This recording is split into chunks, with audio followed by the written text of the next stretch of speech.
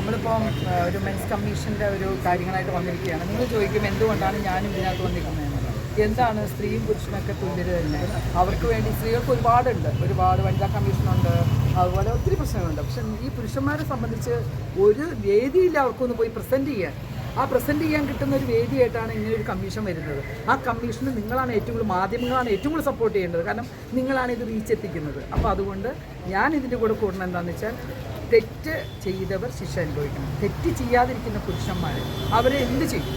അവർക്ക് വേണ്ടി പറയാനുള്ളൊരു വേദി ഇത് നല്ലൊരു വേദിയാണ്. ഇത് തുടങ്ങേണ്ട കാലം മുമ്പായിരുന്നു, കുറേ മുമ്പ് തുടങ്ങേണ്ടായിരുന്നു. പക്ഷേ രാഹുലിനെ പോലെ ഇത്ര അറിവും കാര്യങ്ങളൊക്കെ ഉള്ളവർ അദ്ദേഹം ഇത് മുന്നോട്ട് വന്നതിന് വളരെ സന്തോഷമുണ്ട്. ഞാൻ എന്തായാലും ഇതിൻ്റെ കൂടെ ഉണ്ടാവും. AKMയോട് ഒരു നന്ദി പറയാനുള്ളത്, പലപ്പോഴും AKM, ശിവമാമ, രാഹുൽ, അജിത് ജി അടക്കം ഒരുപാട് കാലമായിട്ട് പറയുന്നു. എൻ്റെ ജീവിതത്തിലൊരു ദുരനുഭവം കൂടിയാണ് എന്നെ പ്രേരിപ്പിച്ചത്. കാര്യം എൻ്റെ മകൻ്റെ ബർത്ത്ഡേക്ക് ഞാൻ TV ചാനലിൽ ഒരു അഭിപ്രായം പറഞ്ഞു എന്ന് പറഞ്ഞ് എന്നെ അറസ്റ്റ് ചെയ്യണമെന്ന് വനിതാ കമ്മീഷനും യുവജന കമ്മീഷനും ഹണി റോസും ഒക്കെ പറയുമ്പോൾ എനിക്ക് പോയി പറയാൻ എവിടെയില്ല എന്നെനിക്ക് തിരിച്ചറിവുണ്ടായി. അതുകൊണ്ട് സത്യം പറഞ്ഞാൽ ഉള്ളിൽ ആ ഭയവും പേടിയും ഉണ്ടായി. കണ്ടോ, ഞാൻ ചാനൽ ചർച്ചയ്ക്ക് എല്ലാവരും പറയുന്ന ഒരു അഭിപ്രായം പറഞ്ഞു. അടുത്ത ദിവസം രാവിലെ എന്നെ അറസ്റ്റ് ചെയ്യണമെന്ന് ഭരണഘടനാ പദവികളായ വനിതാ കമ്മീഷനും യുവജന കമ്മീഷനും പറയുന്നു. ഹണി റോസിൻ്റെ അത് വരുന്നു, പോലീസ് കേസെടുക്കുന്നു അല്ലെങ്കിൽ കേസെടുക്കാൻ പോകുന്നു എന്ന് പറയും. അപ്പം ആണുങ്ങൾക്ക് പോകാൻ സ്ഥലമില്ല എന്ന് എൻ്റെ വ്യക്തി ജീവിതത്തിലെ ദുരനുഭവം കൊണ്ട് ഞാൻ തിരിച്ചറിഞ്ഞതാണ്, തത്വം വായിച്ച് തിരിച്ചറിഞ്ഞതല്ല. അതേപോലെ AKMയിലെ എല്ലാവർക്കും എന്തെങ്കിലും 2-3 ദുരനുഭവങ്ങൾ ഉണ്ടായി വ്യാജ പരാതികൾ നേരിട്ട് പലപ്പോഴും വ്യാജ പരാതികളിൽ ജയിലിൽ കിടന്നിട്ടുള്ളവരാണ് ബഹുഭൂരിപക്ഷം. ആ വേദന അവർക്കുണ്ടാകും. ഞങ്ങളുടെ വേദനയാണ്. ആ വേദന മനസ്സിലാക്കിയ പ്രിയങ്ക മാഡം അടക്കമുള്ളവരോട് നന്ദി പറയും. ഒരു വരി കൂടെ പറഞ്ഞ് അവസാനിപ്പിക്കാം. നമ്മുടെ അമ്മമാർ, സഹോദരിമാർ, നമ്മുടെ സമൂഹത്തിലെ സ്ത്രീകൾ ഞങ്ങളുടെ ആ വേദനയും ഇൻസെക്യൂരിറ്റിയും ആണുങ്ങളുടെ പേടിയും ഉള്ളിലെ കരച്ചിലും ഒക്കെ തിരിച്ചറിയണം. കാര്യം നിങ്ങളുടെ സപ്പോർട്ടോടുകൂടിയേ പുരുഷ കമ്മീഷൻ വരൂ. എൽദോസ് MLA ബഹുമാനപ്പെട്ട സ്പീക്കർക്ക് സമർപ്പിച്ചിട്ടുണ്ട്. അത് വിജയിക്കാൻ നിങ്ങളുടെ പ്രാർത്ഥനയും സപ്പോർട്ടും ആവശ്യം. ഇപ്പോൾ ഇതിനുവേണ്ടി മെയിൻ സ്ട്രീമിൽ നിന്നുള്ള ഇപ്പോൾ രാഹുൽ ഈശ്വരനെ പോലെ പ്രശസ്തരായ കുറേ ആൾക്കാരുണ്ട്, പ്രിയങ്ക ചേച്ചി പോലത്തെ ആൾക്കാരുണ്ട്. അപ്പം മെയിൻ സ്ട്രീമിലുള്ള വേറെ മറ്റേ ആൾക്കാർ, ഓരോ പുരുഷൻ ഞങ്ങൾ ഒരുപാട് പേരെ കണ്ടിട്ടുണ്ടായിരുന്നു. ഞാൻ ഇന്നലെ കോഴിക്കോട് പോയി മുനവറലി തങ്ങൾ അദ്ദേഹത്തെ കണ്ടിട്ടുണ്ടായിരുന്നു.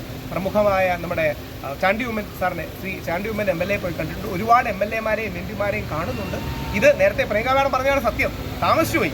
കുറച്ചുകൂടെ നേരത്തെ തുടങ്ങേണ്ടതായിരുന്നു. AKMയുടെയും കേരളത്തിലെ പുരുഷ സംഘടനയുടെയും നേതൃത്വത്തിൽ ഇന്ത്യയിൽ ആദ്യമായിട്ടായിരിക്കും ഒരു പുരുഷ കമ്മീഷൻ ബില്ല് നമ്മൾ പ്രപ്പോസ് ചെയ്യുകയും ഒരു MLA അത് ടേക്കപ്പ് ചെയ്ത് നിയമസഭയിൽ അവതരിപ്പിക്കുകയും ചെയ്തത്. അത് ഇന്ത്യയിലെ തന്നെ ഒരു ലാൻഡ്മാർക്ക് ഡിസിഷനാണ്. ഓർക്കുക, ഇന്ത്യയിൽ ഫസ്റ്റ് ടൈമാണ്. ഇന്ത്യയിൽ ഒരു സംസ്ഥാനവും ചെയ്തിട്ടില്ലാത്തൊരു കാര്യമാണ് നമ്മൾ കേരളം ചെയ്തെടുക്കാൻ പോകുന്നത്.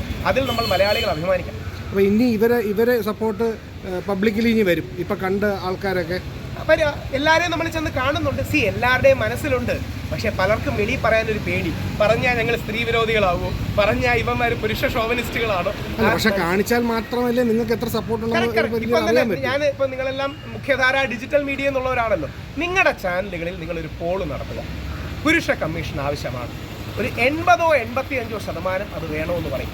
അങ്ങനെ 80% കുറവുള്ള ഒരു പോളെങ്കിലും ഉണ്ടെങ്കിൽ നിങ്ങൾ ഞങ്ങളെ വിളിച്ചറിയിക്കണം.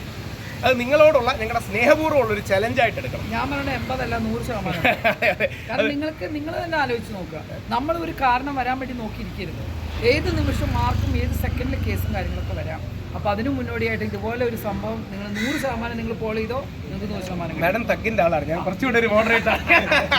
അപ്പോൾ അവിടെയാണ് പ്രിയങ്കാജിയുടെ വാക്കുകളെ ഞങ്ങൾ അറിയാതിരിക്കും. പ്രസ് മീറ്റിലൊന്നും സാധാരണ ഞങ്ങൾ കൈയടിക്കാറില്ല. പക്ഷേ കൈയടിച്ച് പോകുന്നത് ഞങ്ങളുടെ ആ വേദന മനസ്സിലാക്കുന്നതുകൊണ്ടാണ്. Thank you Priyankaji, AKM, Ajith Kumarji അടക്കം എല്ലാവർക്കും. ഇപ്പം നാളെ നാളെ മഹാത്മാഗാന്ധിയുടെ കട്ടൗട്ടിൽ പാലഭിഷേകം നടത്തിക്കൊണ്ടായിരിക്കും നിങ്ങൾ തുടങ്ങുക. ചില ഫെമിനിസ്റ്റുകളും അല്ലെങ്കിൽ തീവ്ര ഫെമിനിസ്റ്റുകളും ചില ആൾക്കാരും വെല്ലുവിളിക്കുന്നുണ്ട്. നാളെ എന്ത് സംഭവിച്ചാലും നമ്മൾ ചെയ്തതെന്ന് മുമ്പോട്ട് തീർച്ചയായും. Thank you. ശരി.